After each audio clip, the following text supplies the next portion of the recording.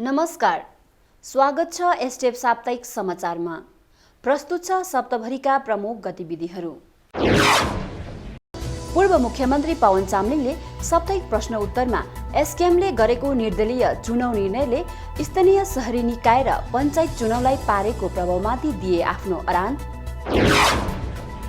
राज्यसभामा संसद हिस्से लाचुङपाले उठाए पर्यटन राहत गुच्छा अनि लम्बित राजनीतिक मागहरू। दक्षिण जिल्लाको मानसिक समन्वय सभामा पूर्व मन्त्री जीएम गुरुङले गरे एसकेएम सरकार भ्रष्टाचारमा लिप्त रहेको खुलासा। वर्तमान मुख्यमन्त्री धम्कीपूर्ण बयानमा तानाशाहीको राफ झल्किएको जेबी दर्नालको दाबी।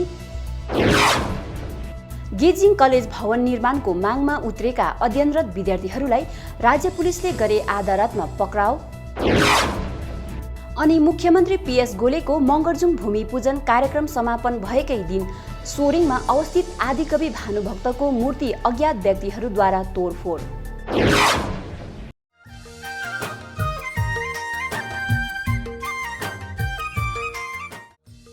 I dedicate this award to the great people of Sikkim and my country, India.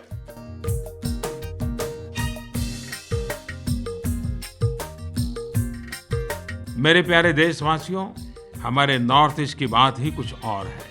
पूर्वोत्तर का प्राकृतिक सौंदर्य अनुपम है और यहाँ के लोग अत्यंत प्रतिभाशाली हैं। हमारा नॉर्थ ईस्ट अब तमाम बेस्ट डीड्स के लिए भी जाना जाता है। नॉर्थ ईस्ट एक ऐसा क्षेत्र है जिसने ऑर्गेनिक फार्मिंग में भी बहुत उन्नति की है। कुछ दिन पहले सिक्किम में सस्टेनेबल फूड सिस्टम को प्रोत्साहन देने के लिए प्रतिष्ठित फ्यूचर पॉलिसी गोल्ड अवार्ड 2018 जीता है। यह अवार्ड संयुक्त राष्ट्र से जुड़े FAO यानी फूड एंड एग्रीकल्चर ऑर्गेनाइजेशन की तरफ से दिया जाता है। आपको यह जानकर प्रसन्नता होगी, इस सेक्टर में बेस्ट पॉलिसी मेकिंग के लिए दिया जाने वाला यह पुरस्कार उस क्षेत्र में ऑस्कर के समान है। यही नहीं, हमारे सिक्किम ने 25 देशों की 51 नॉमिनेटेड पॉलिसीज को पछाड़कर यह अवार्ड जीता है। इसके लिए मैं सिक्किम के लोगों को बहुत बहुत बधाई देता हूँ। अब समाचार विस्तारमा। एसकेएम सरकारले स्थानीय शहरी निकाय र पञ्चायत ऐनलाई संशोधन गरी निर्दलीय चुनाव गर्ने निर्णय गरेको छ। सरकारको भनाइ अनुसार स्थानीय शहरी निकाय र पञ्चायत चुनावमा खरा हुने उम्मेद्वारहरूसँग अब उसो कुनै पनि राजनीतिक पार्टीको प्रत्यक्ष अप्रत्यक्ष संलग्नता वा साथ समर्थन नरहने कुरो उठाएको छ। यस संशोधनलाई तपाईले कसरी हेर्नु भएको छ भनी पूर्व मुख्यमन्त्री तथा एसटिएफ अध्यक्ष पवन चामलिङलाई साप्ताहिक प्रश्न उत्तरमा सोधिएको छ। यस प्रश्नको उत्तरमा उहाँले भन्नुभएको छ, शहरी निकाय अनि पञ्चायत चुनावलाई निर्दलीय बनाउने निर्णय ग्रासरुट तहमा प्रजातान्त्रिक प्रणालीलाई संस्थागत गर्ने प्रक्रियालाई हटाउने निर्णय हो। वास्तवमा एसकेएमले परिवर्तनको नाममा हामीले सुरु गरेका सबै राम्रा कामहरूलाई उल्ट्याउने काम नै गरिरहेको छ। संस्कृत शिक्षा लगायतका कर्मचारीहरूलाई नोकरीबाट निकाल्ने, पटेका आदिमा लगाएको प्रतिबन्धलाई खिल्ली उडाउने, मनपरी रुखहरू ढाल्ने वा काट्ने, सरकारी किताबहरू जलाउने र फ्याँक्ने, भारतको दोस्रो सर्ववृहत एसटिएनएम अस्पताललाई बाख्राको खोर भन्ने, सिक्किमले करिब 1.5 दशकको कठोर परिश्रमबाट आर्जेको सिक्किमको अर्ग्यानिक पहिचानलाई धुलिसात पार्ने जस्ता कामहरू नै यस सरकारले गरेको र ल्याएको परिवर्तन भएको छ। उत्तर दिने क्रममा पूर्व मुख्यमन्त्री चामलिङले सिद्धान्त, नीति, कार्यक्रम र दर्शन राजनीतिका आदर्शिला हुन् र यी मूल्यप्रतिको दृढ प्रतिबद्धताले मात्रै प्रजातन्त्रलाई मजबुत बनाउने र त्यसैले प्रजातान्त्रिक चुनावमा खरा हुने उम्मेद्वारहरू पार्टीको सैद्धान्तिक अरानप्रति कटिबद्ध रहनु जरुरी छ भन्नुभएको छ। यसरी नै उहाँले अझ भन्नुभएको छ, एसकेएमले गरेको निर्णयले स्थानीय शहरी निकाय र पञ्चायत चुनावको महत्त्व एवं अर्थलाई घटाएको छ, गिराएको छ। अब यी चुनावहरू सिद्धान्त र नीतिमा आधारहीन हुनु नपर्ने भएको छ। कुनै पनि सिद्धान्तप्रति प्रतिबद्धता नभएका मानिसहरूले पनि अब चुनाव लड्न सक्नेछन्। यसले बिस्तारै बिस्तारै स्थानीय प्रशासनलाई कमजोर बनाउँदै लानेछन् र अन्ततः ध्वस्त पार्नेछ। स्थानीय सहरी निकाय र पञ्चायत ऐनलाई संशोधन गरी निर्दलीय चुनाव गर्ने एसकेएम सरकारको निर्णयले एसकेएम पार्टीको प्रजातन्त्र सम्बन्धी बुझाइ र त्यसप्रतिको उनीहरूको प्रतिबद्धतालाई नाङ्गो बनाएको र यस गलत निर्णयले स्थानीय प्रजातान्त्रिक स्वशासनको बुनियादलाई नै शेष गर्ने उक्त संशोधन पञ्चायत वा स्थानीय सहरी स्वशासन दुवै असंवैधानिक निकायहरू हुन् भन्ने प्रमाणित गराउने मिहिन षड्यन्त्र हो भन्ने जो कसैले पनि बुझ्न सक्छन् भन्नुहुँदै के हामी विधानसभा वा लोकसभाको चुनावलाई निर्दलीय चुनाव बनाउन सक्छौं? यदि त्यसो भए देशको हालत के होला भनी एसडिएफ अध्यक्ष पवन चामलिङले प्रश्नहरू गर्नुभएको छ। निर्दलीय चुनावबाट लडेका उम्मेद्वारहरू पार्टी नेतृत्व र पार्टी अनुशासनमा आबद्ध हुनु नपर्ने हुनाले पञ्चायत वा स्थानीय निकाय गठन गर्ने समय व्यापक मोलाहिजा र मोलतोल हुने निश्चित छ। यस्ता निकायहरूको गठनमा शक्ति र पैसा हुनेहरूले प्रभाव जमाउनेछन्। यसबाट शक्ति स्रोत भएका मानिसहरूले नै स्थानीय निकायहरूमा कब्जा जन्माउने प्रक्रिया संस्थागत हुँदै जाने पनि उहाँले उत्तर दिने क्रममा भन्नुभएको छ। यसरी नै उहाँले अझ भन्नुभएको छ, सरकारले 2 फरवरी 2021 ब्लक डेभलपमेन्ट कमिटी गठन गर्ने अधिसूचना जारी गरेर स्थानीय स्वशासनको क्षमता र शक्ति पञ्चायतबाट क्रमशः नोकरशाहीको हातमा सार्ने खतरनाक कदम चालेको छ। यी सबै कुराहरूले एसकेएम नेतृत्वको प्रतिगमनकारी मानसिकतालाई दर्शाउँछ। जतिखेर सारा देश निर्दलीय चुनाव प्रक्रियाबाट दलीय चुनावको दिशामा अघि बढिरहेको छ, त्यतिखेर सिक्किम चाहिँ निर्दलीय चुनावतर्फ लागिरहेको छ। स्मरण रहोस्, सिक्किममा त्यतिबेला निर्दलीय पञ्चायत चुनाव हुने गर्दथ्यो जतिबेला सिक्किममा प्रजातन्त्र थिएन। सिक्किमे जनताले त्यो प्रणालीलाई खारिज गरिदिए, तर सिक्किमे जनताको आकांक्षालाई बेवास्ता गरेर सिक्किम सरकारले पुरानो प्रणालीतर्फ नै फर्किने निर्णय गरेको छ। यसले उनीहरूको असंवेदनशीलतालाई जाहेर गर्दछ। तर स्थिति यसभन्दा धेरै भयावह छ। यो संशोधन केवल जनताको आँखामा धुलो हाल्ने काम मात्र हो। एसकेएमले गोप्य रूपमा विजेत उम्मेद्वारहरूलाई अघि सारेर अन्यलाई दबाउने उद्देश्यले यो निर्णय गरेको हो। यसै क्रममा उहाँले अझ स्पष्ट रूपमा प्रकाश पार्नुहुँदै भन्नुभएको छ, अर्को चाखलाग्दो कुरो के छ भने हामीले लागू गरेको आरक्षण प्रणाली भने उनीहरूले उडाएका छैनन्। तपाईहरूलाई थाहै छ, हामीले पञ्चायत वा स्थानीय सहरी निकायहरूमा आरक्षणको नीतिलाई लागू गर्दा एसकेएमले नै घोर विरोध गरेको थियो। यसबाट एसकेएम सरकार नीति र सिद्धान्तमा चलेको छैन भन्ने स्पष्ट हुन्छ। उनीहरू आफूलाई जे गर्दा सुविधा र फाइदा हुन्छ त्यही काम गर्दैछन्। उत्तरको अन्तमा पूर्व मुख्यमन्त्री पवन चामलिङले म फेरि पनि दोहोर्याउन चाहन्छु कि प्रजातन्त्रमा जनता नै सर्वशक्तिमान हुन्। राजनीतिक नेताहरूले के चाहन्छन् भन्ने होइन, तर जनताले के चाहन्छन् भन्ने कुरो प्रजातन्त्रमा महत्त्वपूर्ण कुरो हो। नेताको चाहना होइन, जनादेश अन्तिम शक्ति हो। त्यसैले सम्पूर्ण सिक्किमेली जनतालाई हार नखाने र हताश नहुने आह्वान पनि गर्नुभएको छ। सिक्किम डेमोक्रेटिक फ्रन्टबाट राज्यसभा सांसद हिस्से लाचुङपाले गत 30 जनवरीको दिन केन्द्रीय संसदीय मन्त्री प्रहलाद जोशीद्वारा डाकिएको राष्ट्रिय जनतान्त्रिक गठबन्धन एनडीएको भर्चुअल बैठकमा भाग लिनुभएको जानकारी एक प्रेस विज्ञप्ति मार्फत थाहा लागेको छ।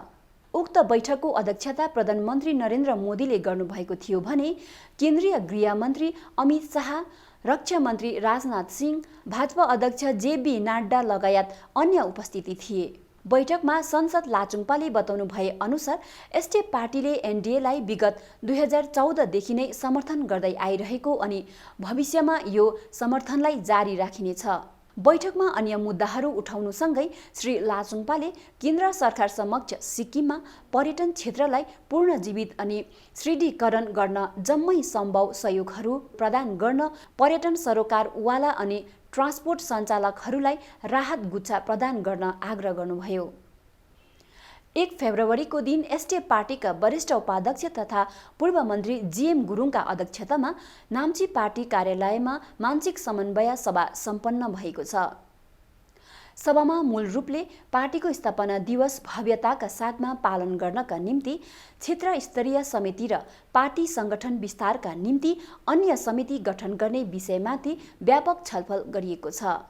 यसबाहेक पार्टीको सभा आयोजन ढाँचालाई नयाँ तरिकाले पालन गर्ने साथै उदयमान युवा कार्यकर्ताहरूलाई उनीहरूको सकारात्मक र रचनात्मक विचार राख्न प्रोत्साहित तुल्याउने मानसिक समन्वय सभाले निर्णय पनि लिएको छ।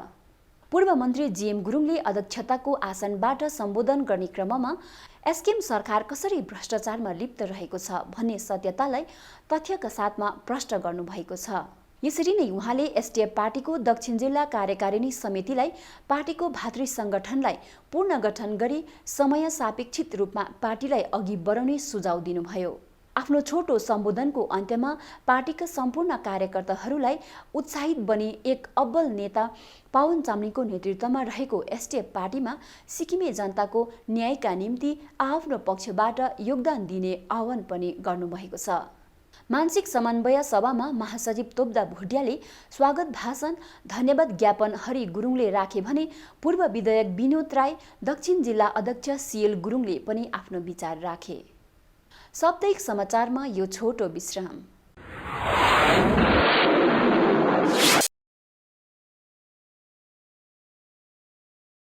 आदरणीय पवन चामलिंग जी को इतना प्रेम हुआ, इन्होंने आस्था पर देखा और सीधे हरिद्वार पहुंच गए और वो पतंजलि योगपीठ के फाउंडर मेंबर बने। उसके लिए उनको बहुत बहुत बधाई। हम कभी किसी का जो है बहुत ज्यादा जन्म पत्री नहीं खबोलते, लेकिन आज जब यहाँ परिचय दिया जा रहा था तब बताया जा रहा था कि 1950 में पैदा हुए, 65 साल के हो गए, लेकिन लगता ऐसे ही है कि अभी 40-45 साल के लिए।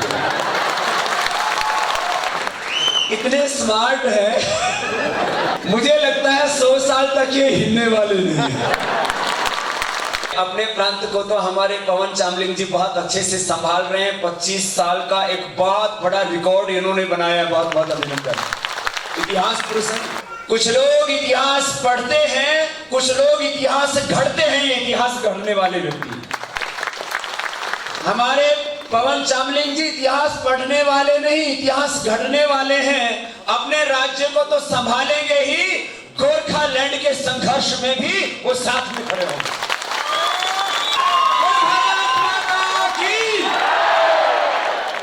ये हमारे आज के सम्मान पुरुष भी हैं और ये हमारे स्वाभिमान पुरुष भी हैं। यो छोटो विश्रामपछि यहाँहरूलाई पूर्ण स्वागत छ। एसडिएफ पार्टीको बाइपास स्थित मुख्यालयको प्रेस कन्फरेन्स हलमा पार्टीका प्रवक्ता जेबी दर्नालले 6 फरवरीको दिन भिडियो कन्फरेन्सद्वारा वर्तमान मुख्यमन्त्री गोलेका सम्पूर्ण बयानको खण्डनसँगै राज्यको राजनीतिक गतिविधिहरूमाथि प्रकाश पार्नु भएको छ। गत 4 फरवरीको दिन एसकेएम पार्टीको स्थापना दिवस समारोहको उपलक्ष्यमा पोकलोक कामराङ निर्वाचन क्षेत्रको हेलिपेडमा मुख्यमन्त्री पीएस गोलेले 1 घण्टा 55 मिनटको सम्बोधन गरेका थिए। सो सम्बोधनमा सिक्किम र सिक्किमेली जनताका निम्ति मार्गदर्शन, भावी कार्यक्रम, ज्ञानका कुराहरू शून्य रहेको प्रवक्ता दर्नालले ठहर गर्नुभएको छ। एसकेएम पार्टीको स्थापना दिवस नभएर पूर्व मुख्यमन्त्री पवन चामलिङ तथा एसडिएफ सरकारलाई मात्र गाली गर्ने दिवस भएको बताउनु हुँदै मुख्यमन्त्री गोलेले पूर्व मुख्यमन्त्री पवन चामलिङलाई दिएका तानाशाहीको बयानलाई उहाँले कडा शब्दमा भर्त्सना जनाउनु भएको छ। मुख्यमन्त्री गोलेको आदरहीन बयानको भर्त्सना जनाउने क्रममा प्रवक्ता दर्नालले भन्नुभएको छ, पवन चामलिङ गरिबवादी मानवतावादी नेता हुन्। गरिबवादी नीति, सिद्धान्त, दर्शन तथा जनताप्रति समर्पित बनेर नेतृत्व दिएकै कारणले सिक्किमेली जनताले उनलाई 25 वर्षसम्म मुख्यमन्त्रीको पदमा आसीन गराई सेवा गर्ने मौका दिए। पवन चामलिङलाई तानाशाहीको बयान दिनु भनेको 25 वर्षसम्म जनादेश दिएर राज्यलाई सेवा गर्न अवसर दिलाउने जनताको अनादर गर्नु हो। यसरी नै उहाँले अझ भन्नुभएको छ, पूर्व मुख्यमन्त्री तथा एसडिएफ अध्यक्ष पवन चामलिङ तानाशाही नरहेको सत्यतालाई आज म यस भिडियो कन्फरेन्सद्वारा सारा सिक्किमे जनता समक्ष राख्दैछु। त्यो के हो भने पूर्व मुख्यमन्त्री पवन चामलिङको नेतृत्वमा रहेको सरकारकालको 1 मार्च 2019 को दिन तथाकथित समाजसेवी पश्चिम सिक्किम निवासी लातेन शेर्पाले केश मुण्डनसँगै सेतो वस्त्र धारण गरी पवन चामलिङको काजक्रिया गर्ने कुकृत्य गरेका थिए। जिउँदो मानिसको काजक्रिया गर्ने लातेन शेर्पालाई तत्कालीन मुख्यमन्त्रीले जेल नेल गरेनन्। उनका उदार हृदयले माफी दिए। मुख्यमन्त्री गोलेले बुझ्न जरुरी छ कि तानाशाहीको माफी दिने उदार हृदय हुँदैन। यसै क्रममा प्रवक्ता दर्नालले मुख्यमन्त्री गोलेकै प्रवृत्ति र विचार तानाशाही रहेको ठहर गर्दै अझ भन्नुभयो, वर्तमान मुख्यमन्त्रीले आफ्नो सम्बोधनमा उपस्थित जनसमूहलाई एसकेएम पार्टीको सदस्यता सबैले लिने आह्वान पार्टी स्थापना दिवसको सम्बोधनमा गरे। सदस्यता नभएकोले मिन्तोगाङमा पस्न रोक्न सक्ने बताए। यति मात्र नभएर सिलगढीको उत्तरायणको स्विमिङ पुलमा सदस्यता नभएकोले पस्न नपाउने उदाहरण दिँदै मिन्तोगाङमा पनि एसकेएमको सदस्यता नलिनेले पस्न नपाउने साङ्केतिक कुरो राख्नुभयो। मिन्तोगाङ सिक्किमे जनताको आस्थाको केन्द्र हो, शक्तिको केन्द्र हो। जनादेशद्वारा चुनिएका मुख्यमन्त्रीले यहाँ बसेपछि पार्टीको सदस्यता नहेरी जनताको पक्षमा काम गर्नु अहम दायित्व हो। तर स्विमिङ पुलको उदाहरण दिएर वर्तमान मुख्यमन्त्रीले सिक्किमे जनतालाई धम्काउनका साथै जनताको शक्तिको केन्द्रलाई अनादर गरेका छन्। हामीले मुख्यमन्त्री गोलेका उदाहरण स्वरूप त्यस बयान तथा सम्बोधनमा तानाशाही हुङ्कार देखिरहेका छौँ। यसरी नै मुख्यमन्त्री गोलेको हामीले चाह्यौँ भने जे पनि गर्न सक्छौँ भन्ने धम्कीपूर्ण बयानको सन्दर्भमा प्रवक्ता दर्नालले सिक्किममा आपतकालीन समय आएको छैन। जनादेशले गोले साहबलाई सिक्किमको नेतृत्वको कमान्ड सुम्पिएको छ। मुख्यमन्त्री भारतीय संविधानले दिएको सम्मानित र मर्यादित पद हो। मुख्यमन्त्री गोलेले यस पदको गरिमालाई कायम राख्दै जनताको निम्ति काम गर्नु उचित हो। आधारहीन बयानबाजी, गाली गलोज र जनतालाई धम्काउने प्रजातन्त्रवादी नेताको गुण नभएर तानाशाही नेताको लक्षण हो भन्नुभएको छ। पश्चिम सिक्किमको निर्माणाधीन मगरजुङ एसडिएफ सरकारकालमा सुरु गरिएको ऐतिहासिक पूर्वाधार हो। यसको शिलान्यास तथा भूमि पूजन तत्कालीन मुख्यमन्त्री पवन चामलिङको बहुलीबाट 7 डिसेम्बर 2017मा सम्पन्न भइसकेको, तर वर्तमान मुख्यमन्त्री गोलेले उक्त पूर्वाधारको शिलान्यास तथा भूमि पूजन दोहोऱ्याएर हालैमा सम्पन्न गरिएको सन्दर्भमा प्रवक्ता दर्नालले खण्डन गर्नुहुँदै तत्कालीन मुख्यमन्त्रीको नाम अंकित भएको शिलान्यास चिन्हलाई कहाँ लत्काएर फेक्न लगाएकोले मुख्यमन्त्री गोले यस प्रकारको प्रभुत्व जमाएर शक्ति प्रदर्शन गर्ने मुख्यमन्त्री गोलेमा तानाशाही प्रवृत्ति देखिएको प्रवक्ता दर्नालले भन्नुभएको छ। पुरानो शिलान्यास भएको हो कि तपाईले किन अरु जनताले देखोस् न जम्मैले हैन।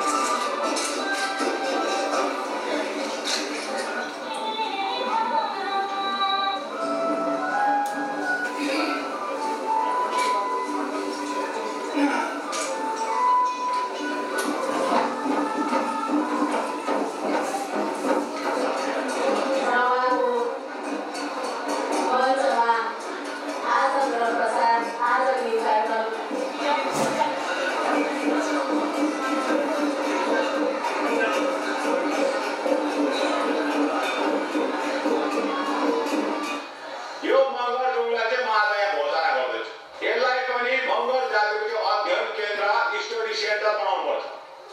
अनि स्टडी सेन्टर बनाउँदाखेरि चाहिँ अब यहाँ के चाहियो? म्युजियम हुनु पर्यो, लाइब्रेरी हुनु पर्यो हो। त्यहाँदेखि मगरहरूको जति पनि म्युजियम भनेको सङ्ग्रहालय, मगरले चलाउने लाउने लुगा फाटा हो हुनसक्छ, सिन्धुपति सेले चलाउने तपाईँको तलवार हुनसक्छ, त्यस्तोहरू। अनि तपाईँको बाजा गाजा मादलहरू, अनि तपाईँको जति पनि पुरानो ऐतिहासिक किताबहरू, मुद्दुमहरू, अरू जति पनि फोक सङ्गहरू, यो जम्मै कुरा त्यहाँ सङ्ग्रहालयमा राख्नुपर्छ। हाम्रो पहिचान हो त्यो। यस अतिरिक्त कन्फरेन्समा उहाँले मुख्यमन्त्री गोलेका सम्पूर्ण आधारहीन अन्य बयानहरूको पनि खण्डन गर्नका साथै वर्तमान राज्य सरकार 2 वर्षको अवधिमा पनि राज्यका कुनै पनि क्षेत्रमा सुचारू रूपले काम गर्न विफल बनेको कुरोलाई प्रकाश पनि पार्नु भएको छ।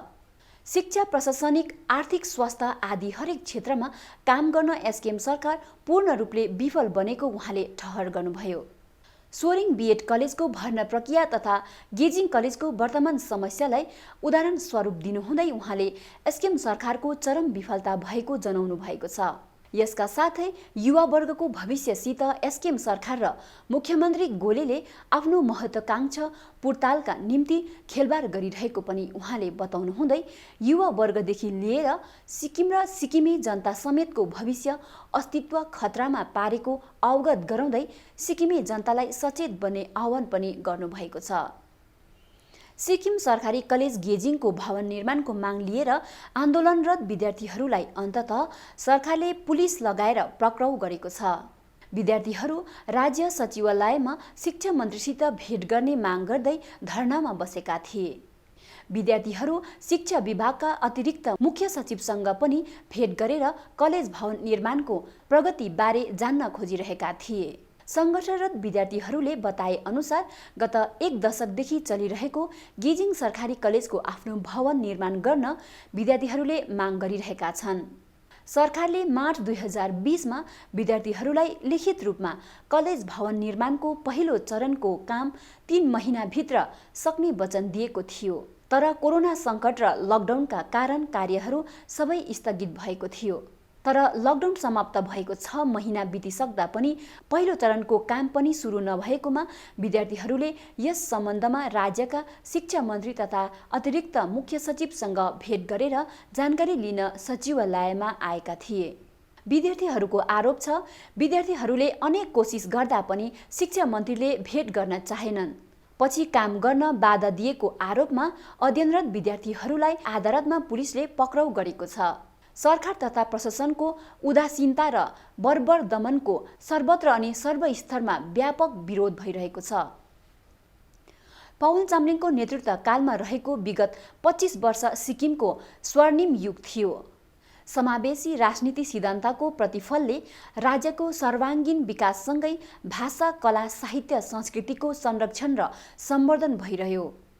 सिक्किमका सम्पूर्ण नागरिकले सुरक्षित र सम्मानित जीवन निर्वाह गर्न सफल बने। विगत 2019देखि परिवर्तनको लहरसँगै नेतृत्व बदलिएदेखि यता सिक्किमलाई सन्चो छैन। सिक्किमको परिवेश धमिलिएको छ। सिक्किमको नाम, सुवास र मर्यादा कलङ्कित बन्न थालेको छ। सिक्किमे जनताको अस्तित्व, गरिमा र भविष्यमा ग्रहण लाग्न थालेको छ। पश्चिम सिक्किमको भानु उदय केन्द्र एसडिएफ सरकारकालमा निर्मित एउटा ऐतिहासिक पूर्वाधार हो। यस पूर्वाधार निर्माण गरेर एसडिएफ सरकारले नेपाली भाषा साहित्य विकासको निम्ति एक महान आधारभूमि खडा गरेको हो। तर आज नयाँ सरकारमा हाम्रा विभूतिहरूको सम्मानमा खडा गरिएका शालिगहरू स्थापत्य सुरक्षित छैनन्।